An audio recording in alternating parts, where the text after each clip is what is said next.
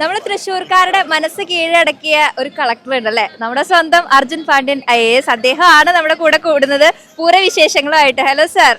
നമസ്കാരം. നമ്മള് കഴിഞ്ഞ വർഷം വരെ നമ്മൾ പൂരത്തിന്റെ ഒരുപാട് ഉത്തരവാദിത്തങ്ങൾ ഉണ്ടായിരുന്നു, ചുമതലകൾ ഉണ്ടായിരുന്നു. ഇപ്പൊ അതൊക്കെ മാറ്റി വെച്ച് പൂരം ആസ്വദിക്കാനായിട്ട് മാത്രം തൃശ്ശൂർ എത്തിയിരിക്കുകയാണല്ലേ. ഇപ്രാവശ്യം പ്രധാനമായിട്ട് നമുക്ക് ഒരുപാട് ചലഞ്ചിങ് ആയിട്ടുള്ള ഫേസിൽ കൂടെയാണ് പൂരം കടന്നു പോകുന്നത്.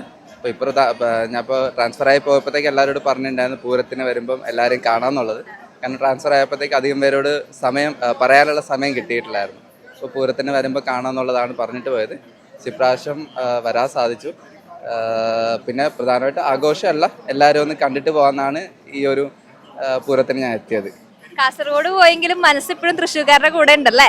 അത് തീർച്ചയായിട്ടും. എന്തായാലും തൃശ്ശൂരിനോട് അത് നമുക്ക് വിട്ടുമാറാൻ പറ്റില്ല, അത്രത്തോളം അടുത്തായിരുന്നു.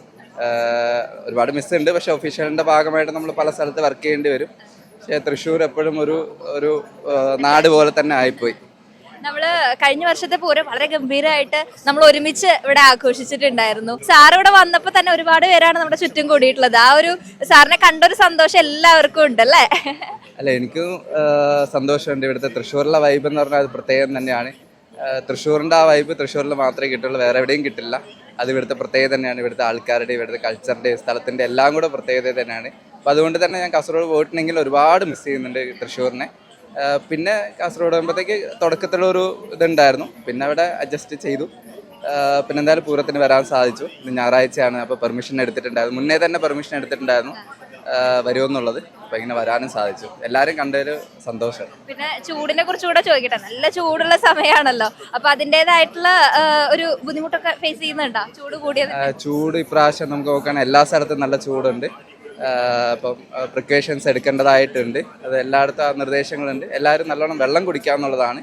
പക്ഷേ ഈ ആവേശത്തിൽ വരുമ്പോഴത്തേക്ക് എല്ലാവരും ചൂടൊക്കെ മറന്നിട്ടുള്ള പൂരത്തിലോട്ട് അലിഞ്ഞു വരുന്നത്. മുൻ വർഷങ്ങളിലൊക്കെ അങ്ങനെയാണ് കണ്ടത്. അതുപോലെ തന്നെയാണ് ഇപ്പോഴും കാണുന്നത്. ഒരുപാട് ആൾക്കാരുണ്ട്. കഴിഞ്ഞ വർഷത്തെക്കാളൊക്കെ തിരക്ക് കുറവുണ്ടെങ്കിലും ഒരുപാട് ആൾക്കാർ വരുന്നുണ്ട്. അപ്പൊ എന്തായാലും സാറിനെ കാണാൻ ഒരുപാട് പേര് ഫോട്ടോ എടുക്കാനായിട്ട് ഇപ്പോഴും ഇവിടെ നിൽക്കുന്നുണ്ട്. സാറിന് ഒരുപാട് തിരക്കുകളുണ്ട്. അപ്പൊ എന്തായാലും TCVക്കൊപ്പം പൂരത്തിന്റെ വിശേഷങ്ങൾ ആദ്യമായിട്ട് പങ്കുവച്ചതിൽ വീണ്ടും വീണ്ടും സന്തോഷം. നമുക്ക് TCVയുടെ ഒരു ഫാമിലി മെമ്പർ പോലെ തന്നെയാണ് സാർ. അപ്പൊ സാറിന്റെ വീണ്ടും കാണാൻ സാധിച്ചതിലും സംസാരിക്കാൻ സാധിച്ചതിലും പൂര വിശേഷങ്ങൾ കേൾക്കാൻ പറ്റിയതിലൊക്കെ ഒരുപാട് സന്തോഷം. അതെ, എനിക്ക് സന്തോഷം. TCV ആണെങ്കിൽ ഒരുപാട് നമ്മൾ അടുത്ത് പ്രവർത്തിച്ചിട്ടുള്ളതാണ്.